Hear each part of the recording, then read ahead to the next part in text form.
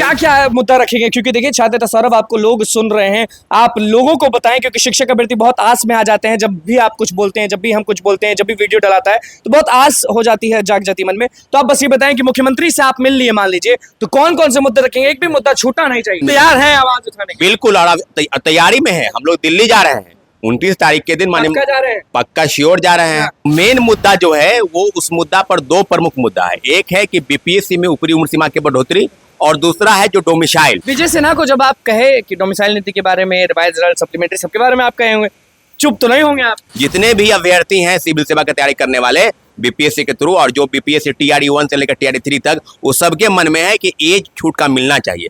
तीन मुद्दों पर बातचीत हुई है। एक है कि 37 वर्ष से 40 वर्ष किया जाए, दूसरा कि एक बार या 2 बार या 3 बार अटेम्प्ट में छूट मिलना चाहिए, क्योंकि जो खत्म हो गया है एज, उनको उम्र सीमा में छूट है। तीसरा डोमिसाइल, बहुत बड़ा मुद्दा है। 28 और 29 तारीख को जेडीयू की राष्ट्रीय कार्यकारिणी की बैठक नई दिल्ली में तय है, और इसके मामले में हम सभी छात्रों के साथ दिल्ली जाने का प्रयास कर रहे हैं। दिल्ली जा रहे हैं आप उप मुख्यमंत्री के साथ? नहीं, उप मुख्यमंत्री के साथ नहीं, हम अलग से जा रहे हैं। कि बुलाया गया है।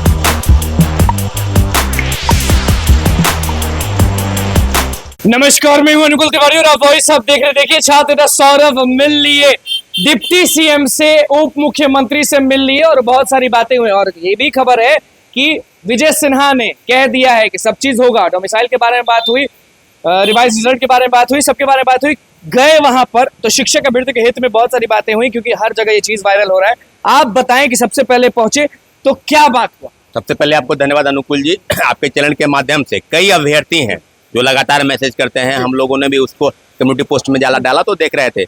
मेन मुद्दा जो है वो उस मुद्दा पर दो प्रमुख मुद्दा है। एक है कि बीपीएससी में ऊपरी उम्र सीमा की बढ़ोतरी, और दूसरा है जो डोमिसाइल, उसके लेकर जो बातचीत हुई। क्योंकि आवेदन के माध्यम से हमने उनको कहा है कि बीपीएससी में ऊपरी उम्र सीमा बढ़ाई जानी चाहिए, इसलिए कि देश के तमाम राज्य की जो सिविल सेवा परीक्षा है उसके ऊपरी उम्र सीमा कहीं 40, कहीं 42, कहीं 44 साल है, और बीपीएससी में सबसे कम न्यूनतम 37 वर्ष है। और आज से बात नहीं है, 2022 11 अक्टूबर 2022 से हम लोग लगातार प्रयास कर रहे हैं। मुख्यमंत्री नीतीश कुमार जी से मुलाकात किए थे बापू सभागार में। उसके बाद हम लोगों ने ये तय किया था कि नहीं, निश्चित रूप से बातें होंगी और बीपीएससी की एज रिलैक्सेशन जो है वो मिलेगा। और मुख्यमंत्री जी ने उसी दिन रात में एक अन्य मार्ग में अपने आवास में बैठक बुलाई, और उस समय के मंत्री, विभाग के जो भी मंत्री हैं, अशोक चौधरी, श्री विजय चौधरी, और जेडीयू के पूर्व राष्ट्रीय अध्यक्ष ललन बाबू, और कई लोग थे। उन्होंने कहा है कि अपने मुख्य सचिव को और बीपीएससी के चेयरमैन को बुलाकर कि अगर बीपीएससी में ऊपरी उम्र सीमा बढ़ती है तो इससे क्या फायदा है, क्या उनका जो भी है बातें, ये बातें। विजय सिन्हा को जब आप कहे कि डोमिसाइल नीति के बारे में, रिवाइज रिजल्ट, सप्लीमेंट्री, सबके बारे में आप कहे होंगे, चुप तो नहीं होंगे आप? निश्चित रूप से हमने आवेदन, लेकिन आवेदन में जो जिस बात का जिक्र है उसमें है कि बीपीएससी में अपर एज बढ़ाया जाए। अपर एज हमने मौखिक रूप से उनका कहा, पहले आवेदन के माध्यम से हम बात बता रहे थे, क्योंकि जो चीजें बिहार के साथ साथ देश के तमाम राज्यों की सरकार अगर लागू की है, 20 के आसपास राज्य लागू किए है, नॉर्थ ईस्ट के भी कई राज्य लागू किए हैं। जो एज वाला मामला, हाँ मामला है, तो मामला क्योंकि कई ऐसे लोग हैं, लेकिन जो वक्तव्य लिया गया, जो मंतव्य लिया, सचिवालय में फाइल बन के तैयार है। जितने भी अभ्यर्थी हैं सिविल सेवा की तैयारी करने वाले बीपीएससी के थ्रू, और जो बीपीएससी टीआरई 1 से लेकर टीआरई 3 तक, वो सबके मन में है कि एज छूट का मिलना चाहिए, क्योंकि कई चीजें हैं और इनका फायदा लगभग अगर होगा तो 50,000 से ज्यादा अभ्यर्थियों को होगा जिनका उम्र खत्म हो गया है।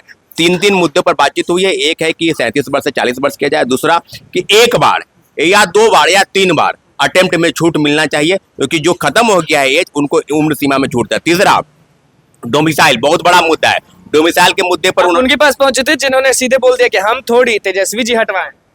देखिए ये बात है बिल्कुल सम्राट चौधरी और विजय सिन्हा के काफी दोनों डिप्टी सीएम हैं, लेकिन हमने जो मुलाकात श्री विजय सिन्हा से की है, विजय सिन्हा ने स्पष्ट कहा है कि हम लोग जो भी सरकार के समक्ष जो बात होती है, मुख्यमंत्री का जो होना है उसको निश्चित रूप से हम देखेंगे। और आपके फाइल को अभी भी हम लेकर जो है आप सचिव को उन्होंने दिया है, और कहा है कि बिल्कुल मजबूती के साथ बीपीएससी में अपर एज जो है वो बढ़ेगी, और इस मामले में जल्द से जल्द। दूसरी महत्वपूर्ण बात आपको हम बता दें अनुकुल जी कि 28 और 29 तारीख को जेडीयू की राष्ट्रीय कार्यकारिणी की बैठक नई दिल्ली में तय है, और इसके मामले में हम सभी छात्रों के साथ दिल्ली जाने का प्रयास कर रहे हैं। दिल्ली जा रहे हैं आप उप मुख्यमंत्री के साथ?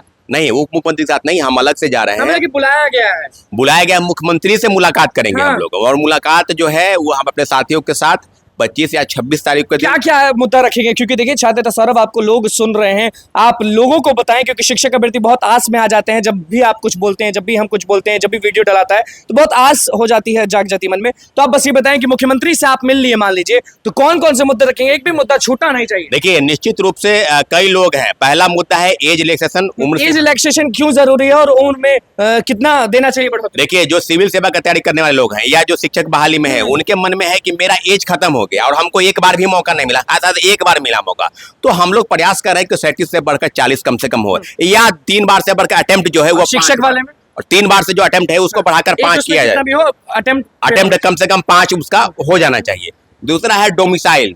डोमिसाइल के लिए जो राज्य सरकार ने जो निर्णय लिया, और निर्णय का यह फलाफल हुआ है कि देश के राज्य दूसरे स्टेट के लोग, 14 स्टेट के लोग बिहार में नौकरी करने आ गए। यहाँ तक कि आरक्षण के नियम का 14 स्टेट के, 14 स्टेट बिहार के, और वही तो हम कह रहे हैं ना कि 17,000 लोगों को नौकरी मिली महिलाओं को, इसमें से 10,152 से ज्यादा दूसरे स्टेट की महिलाएं महिलाएं बड़ा रो रही हैं। देखते हो, आरक्षण के नियम का पालन नहीं हुआ, डोमिसाइल के नियम का पालन नहीं हुआ, फर्जीवाड़ी तरीके से दिव्यांगता प्रमाण पत्र लोग बनाकर बहाल हो गए। 4% आरक्षण बिहार के लोगों को मिलना चाहिए, उस आरक्षण का लाभ जो है दूसरे स्टेट के लोग ले गए। तो हम लोग तो सब विषय पर बात करेंगे और मुख्यमंत्री जी से बिल्कुल रिवाइज रिजल्ट और सप्लीमेंट्री पर नहीं बोलिएगा। बिल्कुल, हम लोग का जो ग्रीवांस है, जो एप्लीकेशन तैयार हो रहा है, वो 1 to 1 5 प्रमुख मुद्दे, एज रिलैक्सेशन, सप्लीमेंट्री रिजल्ट, जो डोमिसाइल नीति है उसको पुनः लागू करना, क्योंकि बहुत बड़ा मुद्दा है। बिहार के लोगों को एक नौकरी सुरक्षित करने क्या आप बोल पाइएगा मुख्यमंत्री के सामने जो आरक्षण वाला खेल हुआ उसके बारे में बोल पाइएगा कि चुप रहिएगा? देखिए, आरक्षण का जो भी हुआ है, आरटीआई से जो खुलासा वुमेन रिजर्वेशन वाला जो मामला था कि आरक्षण का लाभ दिव्यांग वाले उधर ले गए,